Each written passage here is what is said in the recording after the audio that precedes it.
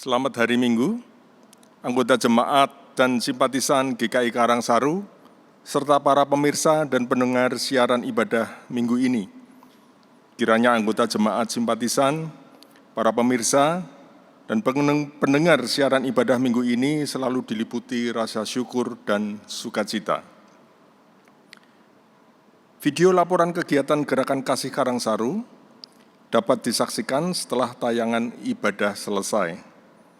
Terima kasih kepada jemaat, simpatisan, dan siapapun yang telah ikut terlibat dalam Gerakan Kasih Karangsaru. Kiranya apa yang sudah dibagikan dapat menjadi berkat bagi para tenaga medis dan orang-orang yang membutuhkan bantuan di masa pandemi corona ini. Jemaat yang terkasih, marilah kita mempersiapkan diri untuk mengikuti ibadah minggu. Kita fokuskan diri untuk berbakti kepada Allah, memuji dan menyembah Dia, bersyukur atas segala berkat-Nya, menerima sapaan firman-Nya, dan menerima pengutusan dari-Nya. Selamat beribadah.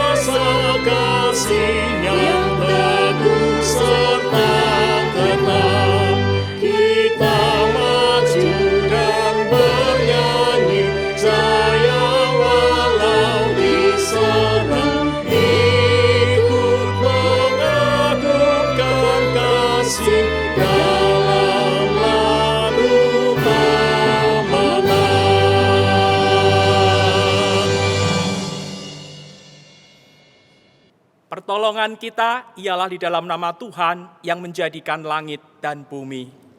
Amin. Tuhan beserta saudara. Dan beserta saudara juga.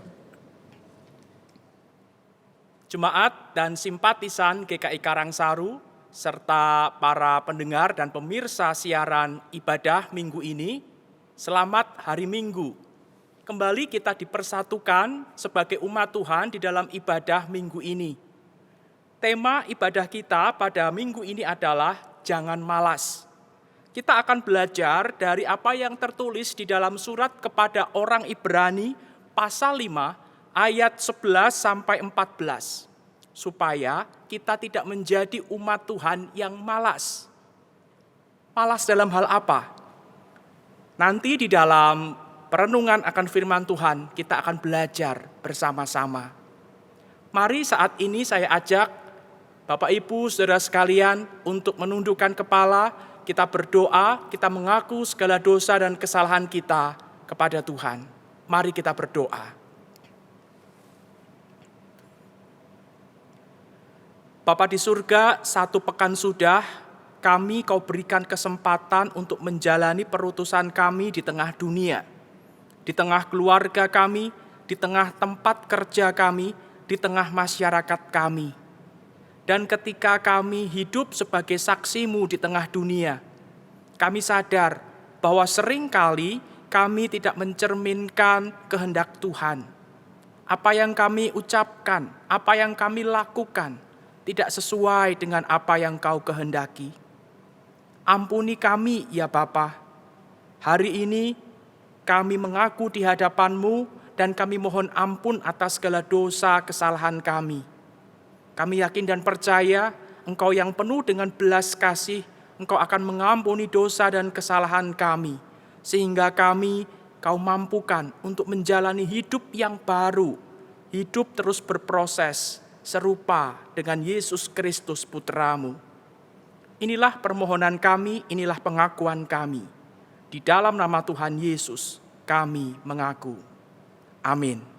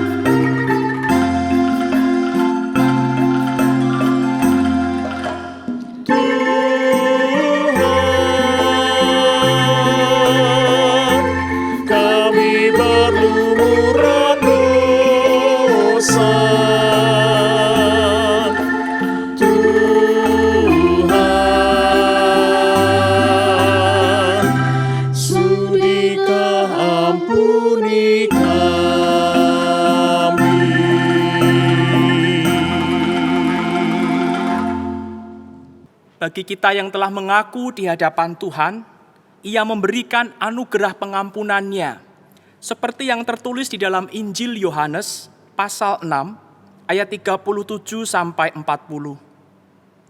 Semua yang diberikan Bapa kepadaku akan datang kepadaku, dan barang siapa datang kepadaku, Ia tidak akan kubuang. Sebab aku telah turun dari surga bukan untuk melakukan kehendakku, tetapi untuk melakukan kehendak Dia yang telah mengutus aku. Dan inilah kehendak Dia yang telah mengutus aku, yaitu supaya dari semua yang telah diberikannya kepadaku, jangan ada yang hilang, tetapi supaya aku bangkitkan pada akhir zaman. Sebab inilah kehendak Bapa-Ku, yaitu supaya setiap orang yang melihat Anak dan yang percaya kepadanya beroleh hidup yang kekal. Dan supaya aku membangkitkannya pada akhir zaman. Demikianlah anugerah pengampunan dari Tuhan. Syukur kepada Allah. Damai Tuhan besertamu. Dan besertamu juga.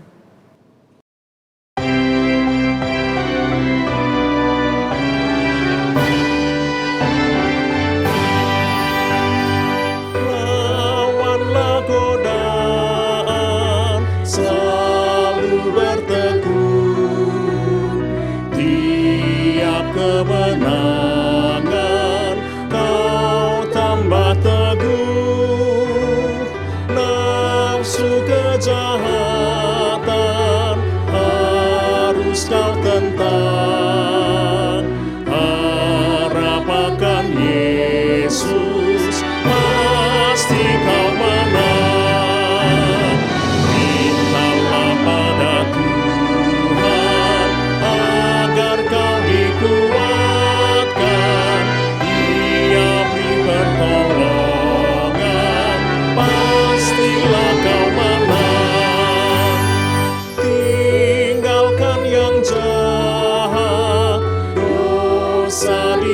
megah, tindakanmu tulus, tiada bercela.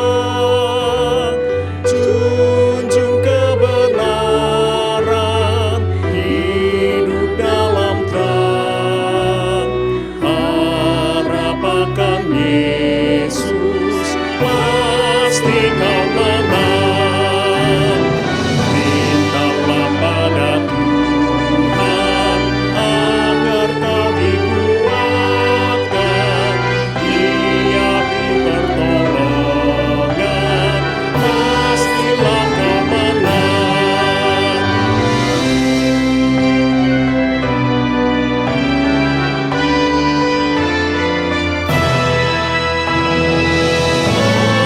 Allah memberikan tajuk mulia bagi yang percaya di dalam iman. Kristus memulihkan kau yang tertekan. Harap akan Yesus, pasti kau menang. Mintalah pada Tuhan agar kau dikuatkan. Dia beri pertolongan, pastilah kau menang.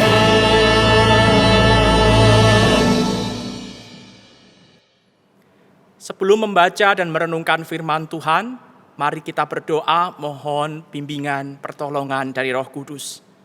Marilah berdoa. Bapa di surga, ini kami anak-anak-Mu yang saat ini datang menghadap kepadamu.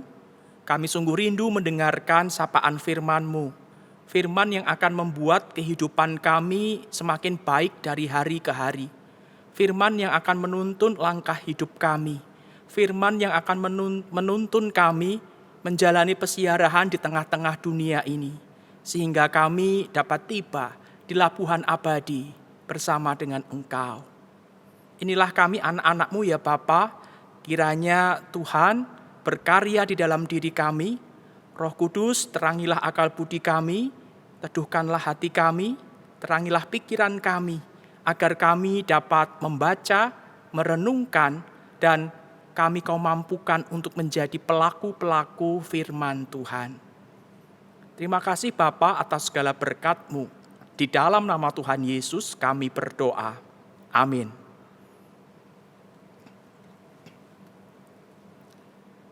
Jangan malas. Bacaan kita terambil dari surat kepada orang Ibrani, pasal 5, ayat 11 sampai ayat 14. Tentang hal itu, banyak yang harus kami katakan, tetapi yang sukar untuk dijelaskan. Karena kamu telah lamban dalam hal mendengarkan. Sebab sekalipun kamu ditinjau dari sudut waktu, sudah seharusnya menjadi pengajar. Kamu masih perlu lagi diajarkan asas-asas pokok dari penyataan Allah. Dan kamu masih memerlukan susu, bukan makanan keras.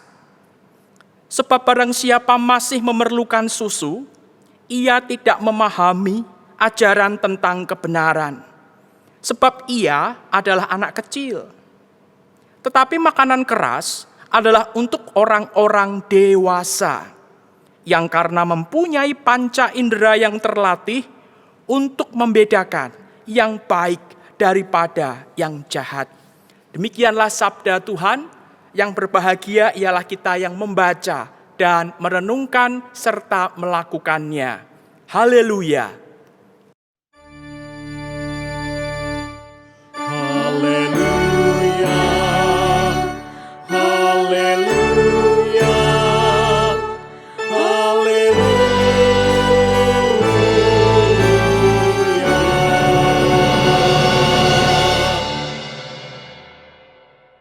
Jemaat Tuhan, beberapa waktu yang lalu saya membaca sebuah artikel tentang orang dewasa yang berperilaku, bergaya pakaian seperti anak-anak, seperti balita. Diberitakan seorang pria bernama Stanley Thornton, berusia 30 tahun saat berita ini disiarkan, saat berita ini dicetak di media massa. Ia adalah seorang yang bekerja sebagai seorang profesional di bidang komputer. Dan Stanley tinggal di California, di Amerika Serikat. Ketika berada di tempat kerja, Stanley terlihat seperti orang lain, seperti kebanyakan orang lain, seperti teman-teman sebayanya, seusianya. Baik dari gaya berpakaiannya, baik dari perilakunya, baik dari tutur katanya, tidak berbeda dengan rekan-rekan kerjanya. Namun, begitu sampai di rumah, ia berubah drastis menjadi seorang bayi raksasa. Di dalam rumah, Stanley bertingkah seperti seorang bayi. Ia suka memakai popok dan ia ketika makan harus disuapi. Stanley juga suka minum dari dot dan juga suka untuk menghisap dot berlama-lama. Bahkan Stanley harus tidur di ranjang bayi supaya ia dapat tidur dengan nyenyak. Yang tidak diduga oleh banyak orang, Stanley juga menyewa seorang perawat untuk mengasuhnya di rumah di dalam menjalani kegiatan sehari-hari. Nah, jemaat Tuhan, keadaan yang dialami oleh Stanley ini dikenal dengan nama infantilisme, yaitu sebuah kelainan psikologis yang diderita oleh orang dewasa sehingga menyebabkan ia senang berperilaku seperti seorang bayi. Bayangkan jikalau jemaat sekalian bertamu ke sebuah rumah, kemudian yang membuka pintu adalah Stanley. Maka tentunya kita akan bingung berhadapan dengan seseorang yang postur tubuhnya sudah dewasa, yang usianya sudah dewasa, tetapi penampilannya, tutur katanya seperti anak-anak, seperti balita. Tentunya kita bingung akan berkomunikasi dengan gaya bahasa dewasa atau gaya bahasa anak-anak. Nah, kira-kira kebingungan, kesulitan semacam itulah yang dialami oleh penulis surat Ibrani. Penulis surat Ibrani mengalami kesulitan dalam menerangkan firman Tuhan kepada orang-orang Kristen Ibrani.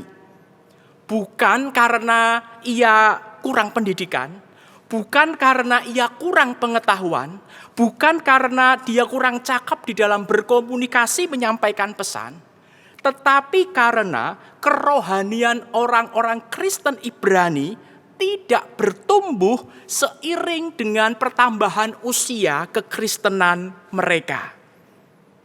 Dalam ayat 12 dikatakan, sebab sekalipun kamu ditinjau dari sudut waktu, sudah seharusnya menjadi pengajar, kamu masih perlu lagi diajarkan asas-asas pokok dari penyataan Allah.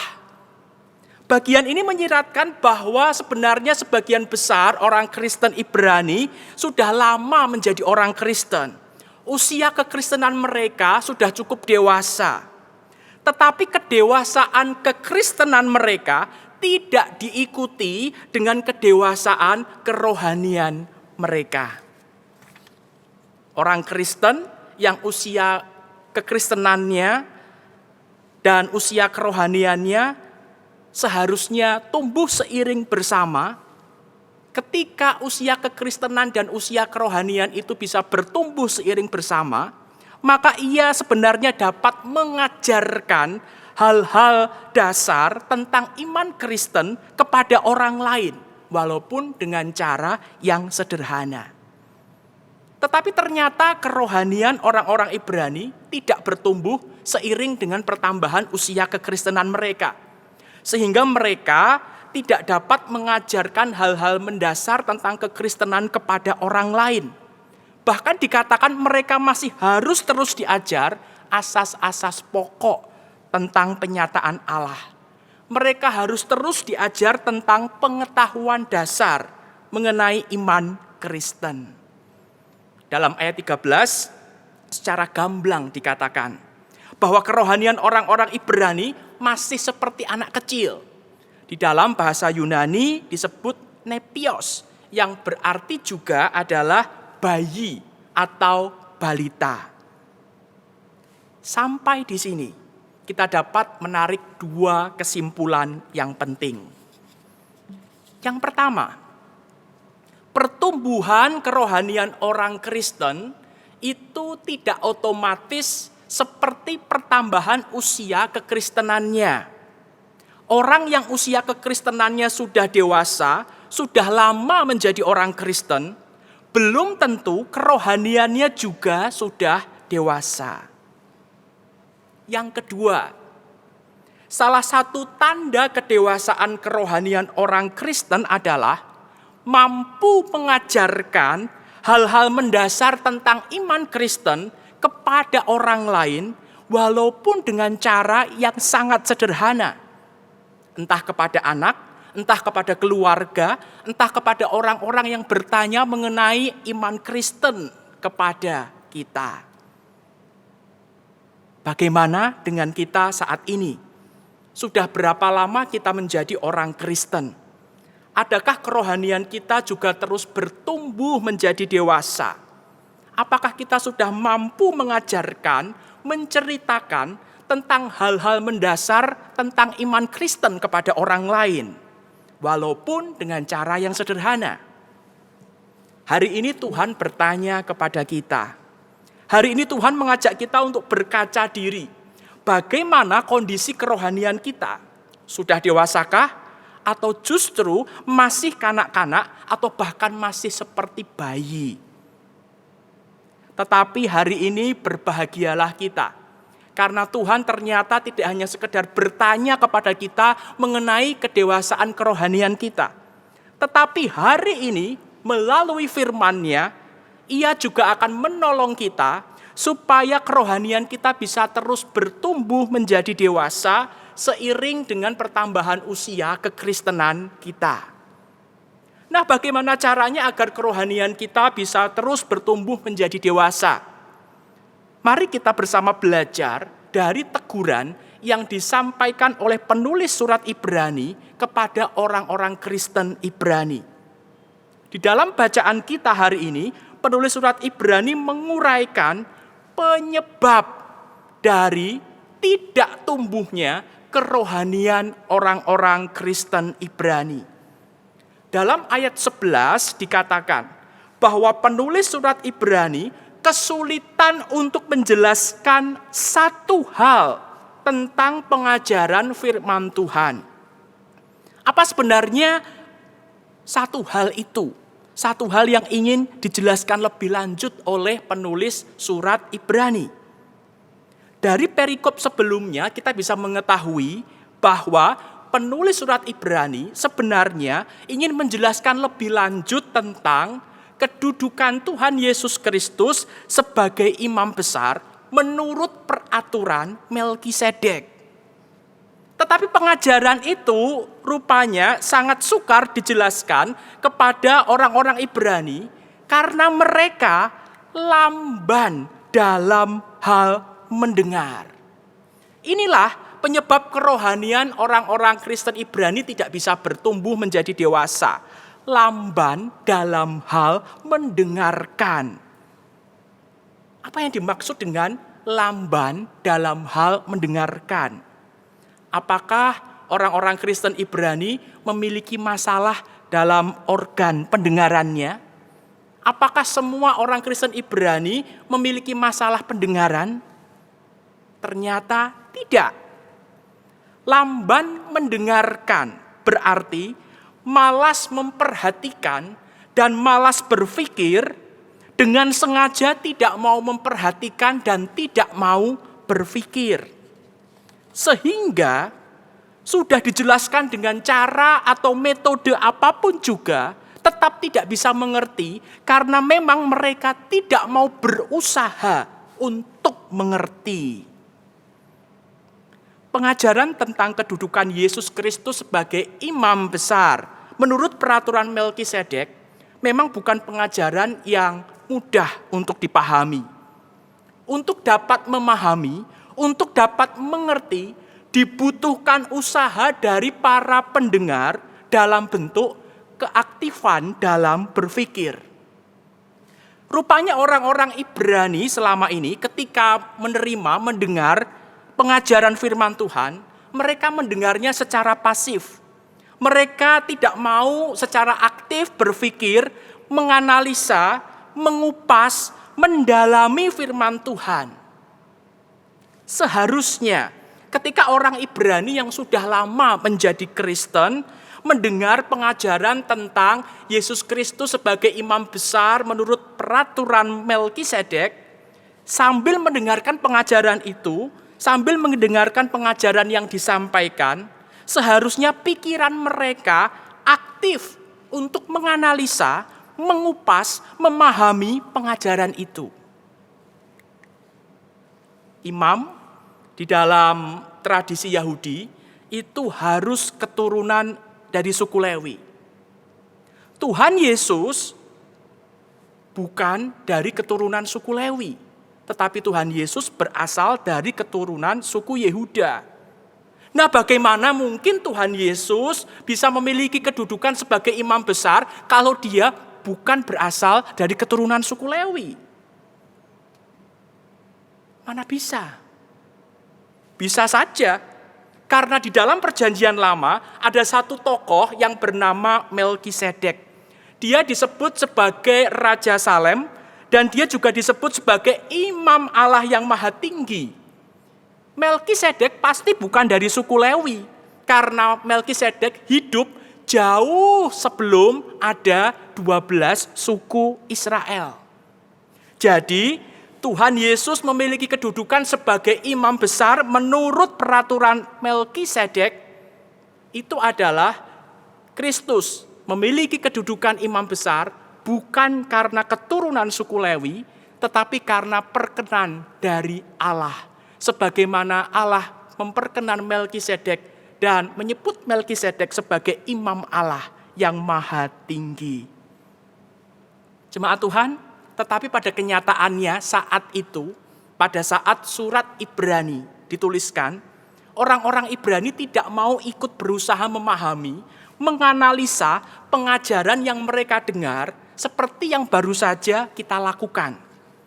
Mereka hanya mau menerima pengajaran-pengajaran yang ringan, yang lunak, yang tanpa perlu banyak berpikir, tanpa perlu banyak menganalisa, tanpa perlu banyak memahami secara mendalam untuk memahaminya. Orang-orang Ibrani tidak mau berusaha memahami pengajaran yang didengarnya dengan aktif berpikir. Orang-orang Ibrani malas belajar, malas mendalami, malas menganalisa, malas mengupas firman Tuhan.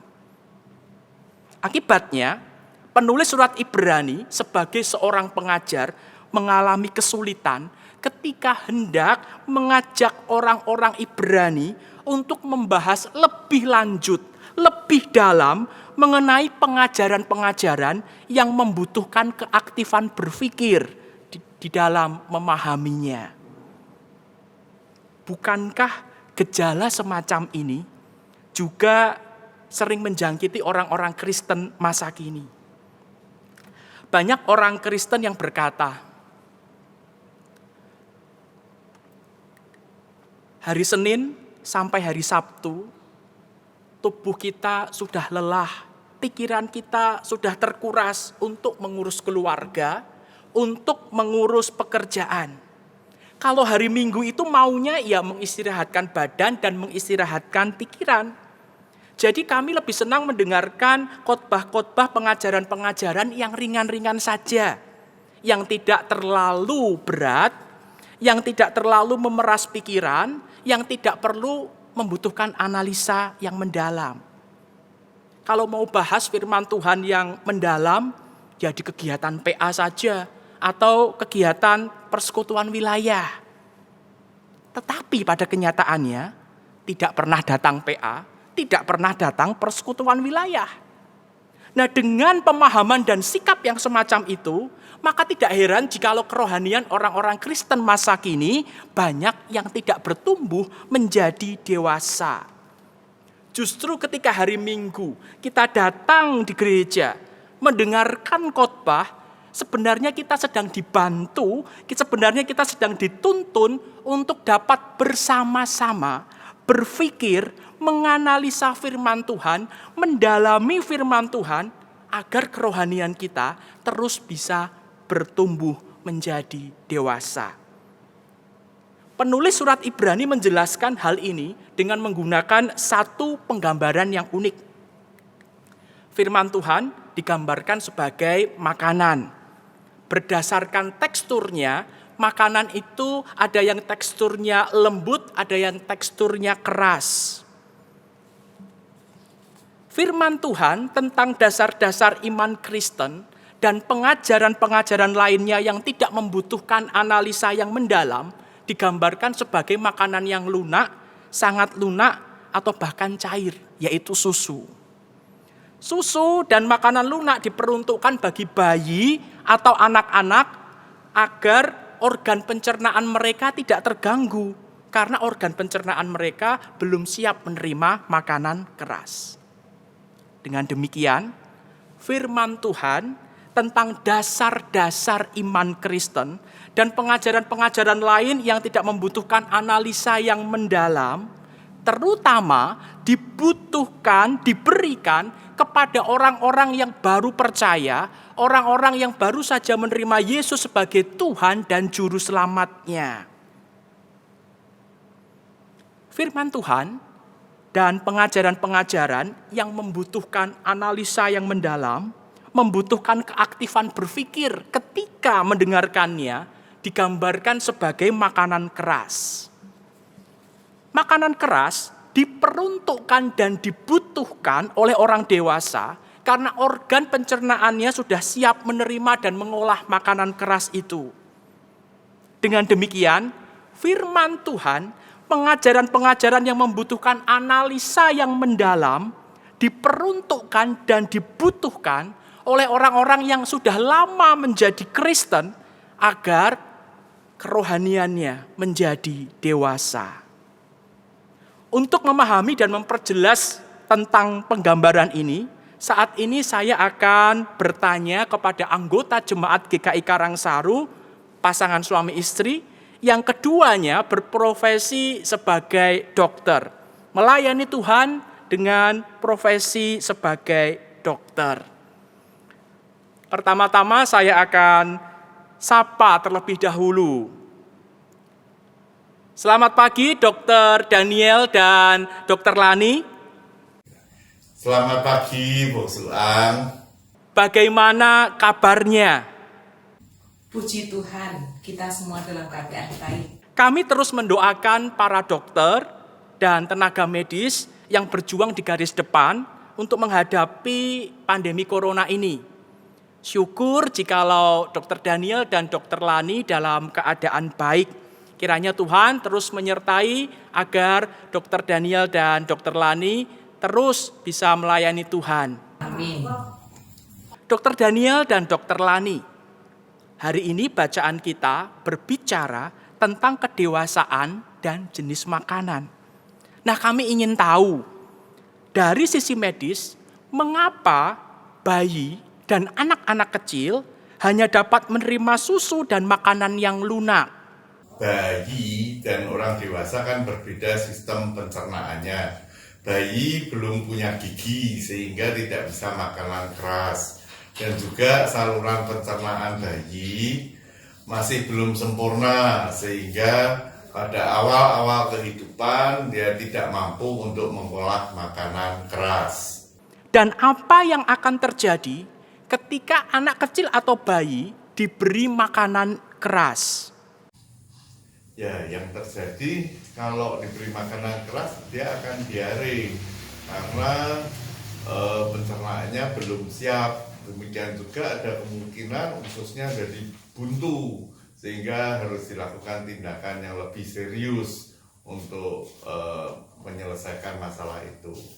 Sampai kapan seorang anak diberi susu atau makanan lunak yang lain? Sesuai dengan perkembangan kemampuan pencernaannya. Kalau bayi dia sudah usia 6 bulan, maka pencernaannya akan mulai siap untuk menerima makanan lunak. Kalau 0 sampai 6 bulan berarti kan hanya ASI eksklusif. Sesudah 6 bulan mulai siap, mulai diberi makanan bubur supaya pencernaannya bisa mulai lebih baik, dan dia harus dilatih untuk makan makanan keras.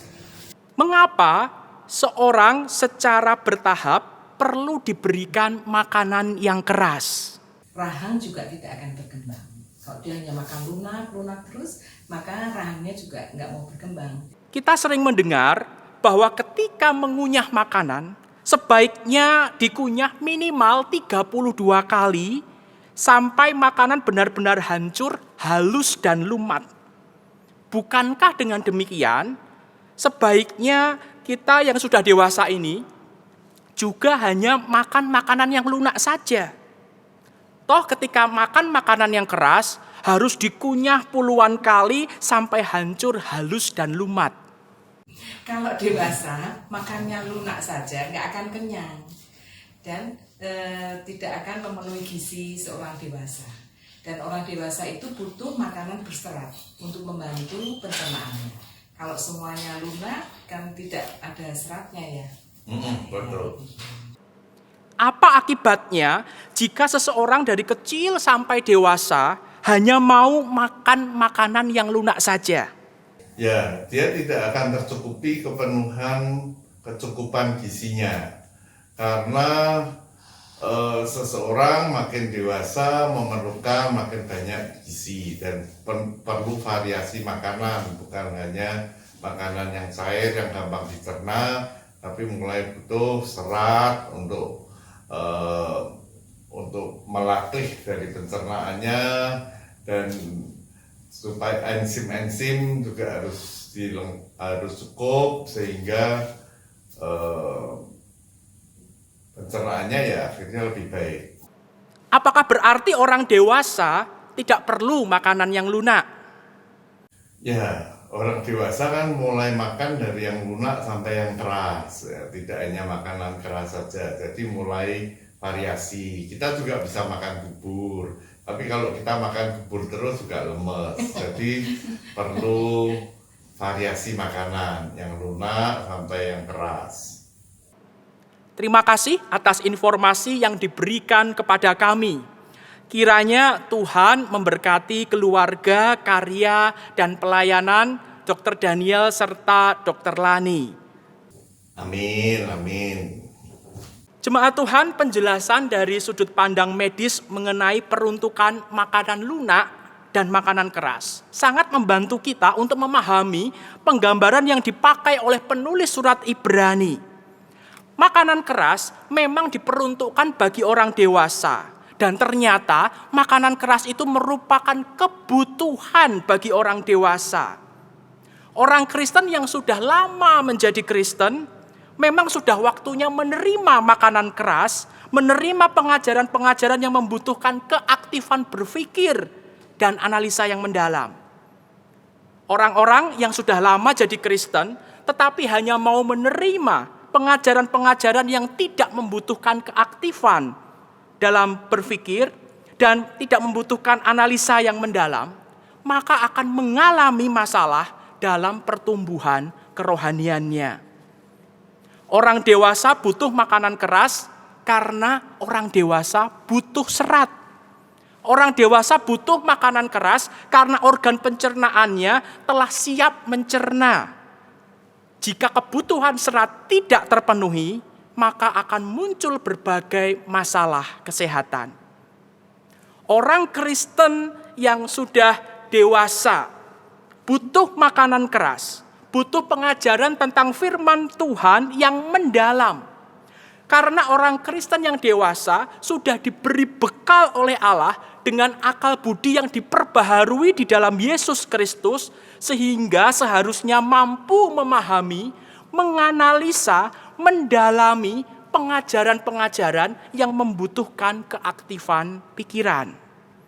Jika orang Kristen dewasa tidak mau makan makanan keras, tidak mau berusaha untuk menerima pengajaran-pengajaran firman Tuhan yang lebih mendalam, maka akan muncul permasalahan di dalam pertumbuhan kerohaniannya.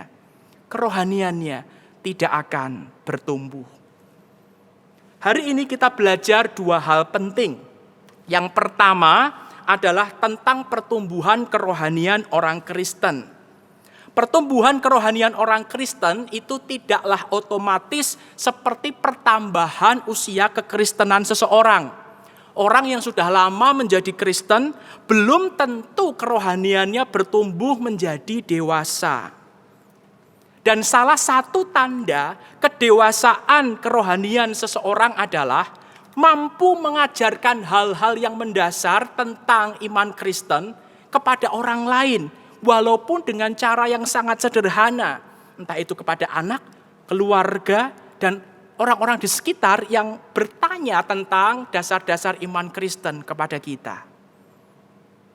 Yang kedua, hari ini kita belajar tentang bagaimana caranya agar kerohanian orang Kristen itu bisa terus tumbuh menjadi dewasa. Kita harus bersedia menerima makanan keras. Tidak malas berpikir, tidak malas menganalisa, tidak malas mengupas, mendalami, mempelajari pengajaran firman Tuhan yang memang membutuhkan keaktifan berpikir untuk dapat memahaminya. Jangan malas. Terimalah makanan lunak, tetapi jangan tolak makanan keras. Maka kerohanian akan bertumbuh menjadi dewasa seiring dengan pertambahan usia kekristenan kita. Kiranya Tuhan memampukan kita untuk menjadi anak-anaknya yang tidak malas, yang tidak menolak makanan keras, sehingga kerohanian kita bisa tumbuh menjadi dewasa. Tuhan memberkati kita. Amin.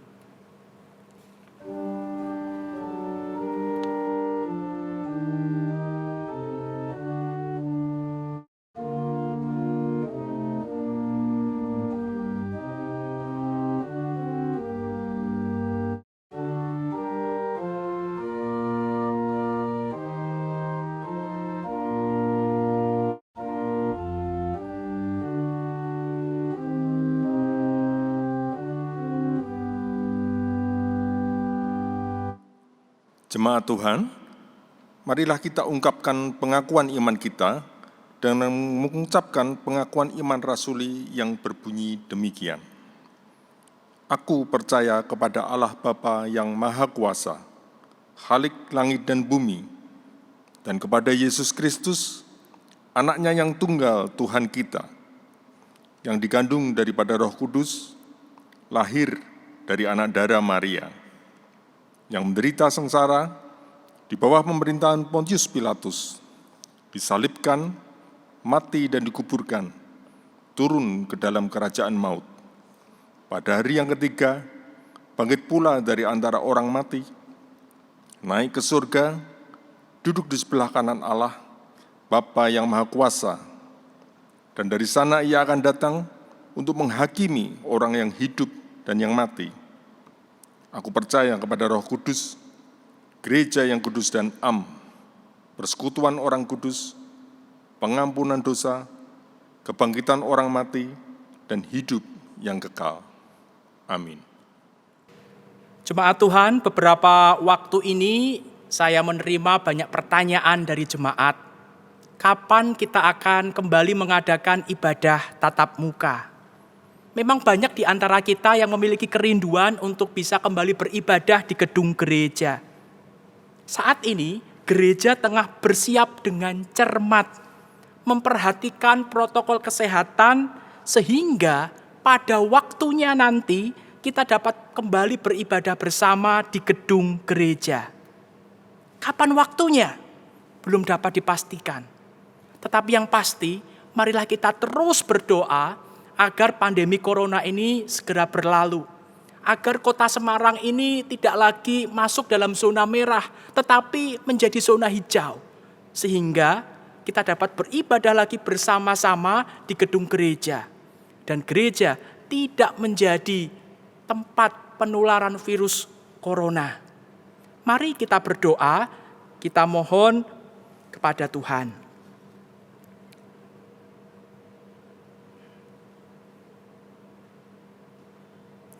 Bapa di surga, kami bersyukur atas kesempatan di mana kami kembali boleh beribadah di hari Minggu ini.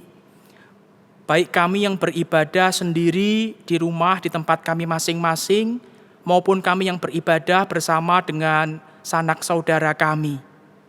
Kami bersyukur atas firman-Mu, kiranya firman-Mu yang sudah kami dengar boleh kami lakukan, mampu kami lakukan di tengah-tengah dunia ini.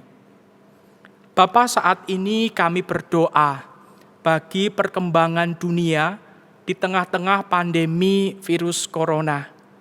Kami bersyukur di beberapa negara sudah berhasil mengatasi laju pertambahan dari mereka yang terjangkit virus corona. Kami bersyukur atas usaha-usaha yang dilakukan berbagai pemerintah untuk menanggulangi pandemi ini. Saat ini ya Bapa, kami mohon kiranya bagi negara-negara yang saat ini masih terus berjuang mengatasi pandemi corona ini, Engkau berikan hikmat agar boleh melakukan tindakan yang tepat. Apa yang dilakukan, yang direncanakan didasarkan pada pertimbangan yang tepat, sehingga pandemi ini boleh benar-benar cepat berlalu dari bumi ini. Bapak, terkhusus saat ini kami berdoa bagi pemerintah Indonesia yang dengan cermat, dengan susah payah memantau, merencanakan segala usaha untuk mengatasi pandemi ini. Kami berdoa untuk Bapak Presiden Jokowi, untuk Wakil Presiden Kiai Haji Ma'ruf Amin, beserta dengan Kabinet Kerja. Kiranya Tuhan berikan hikmat, berikan kemampuan untuk merencanakan segala sesuatu dengan baik, sehingga rencana kehidupan new normal boleh berjalan dengan baik. Dan kiranya Tuhan belas kasih-Mu boleh turun atas negeri kami, sehingga laju pertumbuhan dari orang-orang yang terjangkit virus corona ini dari hari ke hari boleh berkurang, boleh menurun. Sehingga kondisi bangsa dan negara kami semakin hari boleh menjadi semakin baik. Dan kami pun boleh melakukan aktivitas dengan leluasa seperti semula dan dapat kembali beribadah bersama di rumah-Mu. Bapa, saat ini kami berdoa bagi jemaat GKI Karangsaru yang sedang sakit, yang tengah dirawat di rumah sakit, maupun bagi mereka yang sedang berobat jalan. Kami berdoa terkhusus untuk Ibu Yosepin yang sudah menjalani operasi. Kami juga berdoa mengucap syukur atas operasi yang sudah dijalani oleh Ibu Purwati. Kiranya Tuhan boleh memberkati kedua anak-Mu ini di dalam menjalani masa pemulihan. Bapa di surga, kami berdoa bagi saudara-saudara kami yang saat ini sedang mengalami kesulitan di dalam memenuhi kebutuhan hidup karena kondisi perekonomian di tengah-tengah pandemi corona ini tidak begitu baik. Kami yakin dan percaya Engkau memelihara umat-Mu, Engkau memelihara kami semua, dan dengan berbagai cara Engkau akan mencukupkan segala kebutuhan dasar kami, sehingga kami boleh terus menjalani hari-hari ini dengan baik, dengan penuh rasa syukur karena Tuhan mencukupkan kebutuhan hidup kami.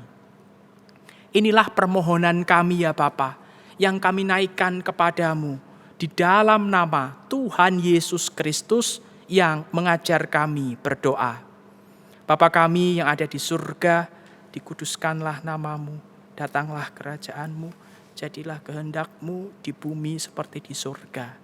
Berikanlah kami pada hari ini makanan kami yang secukupnya, dan ampunilah kami akan kesalahan kami, seperti kami juga mengampuni orang yang bersalah kepada kami. Dan jangan membawa kami ke dalam pencobaan, tetapi lepaskanlah kami dari yang jahat, karena Engkaulah yang punya kerajaan dan kuasa dan kemuliaan sampai selama-lamanya. Amin.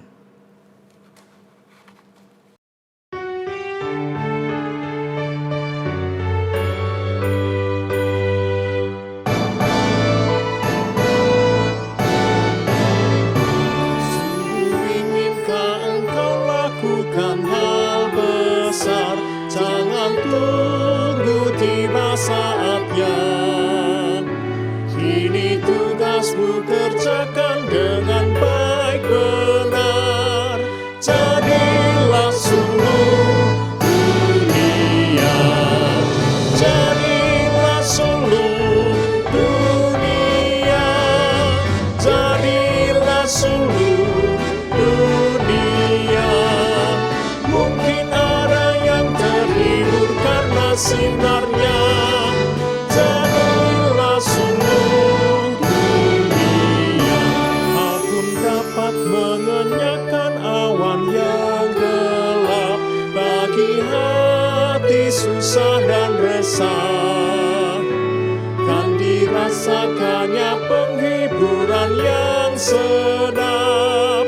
Jadilah suluh dunia.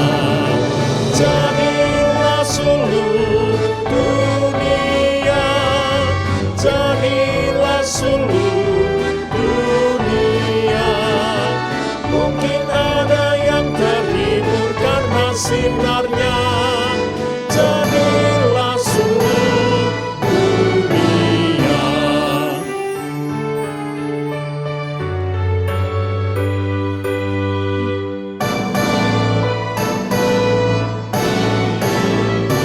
Tiap talentamu pasti ada artinya bila mencerminkan kasihnya. Barang yang kecil pun sungguh ada gunanya. Jadilah suluh dunia. Jadilah suluh dunia. Jadilah suluh dunia. Mungkin ada yang terhibur karena sinarnya. Jadilah suluh dunia.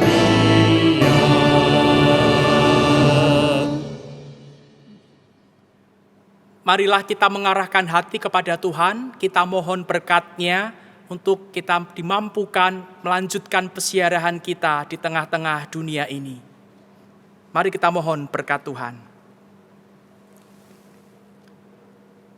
Maka Allah damai sejahtera, yang oleh darah perjanjian yang kekal telah membawa kembali dari antara orang mati Gembala Agung segala domba, yaitu Yesus Tuhan kita.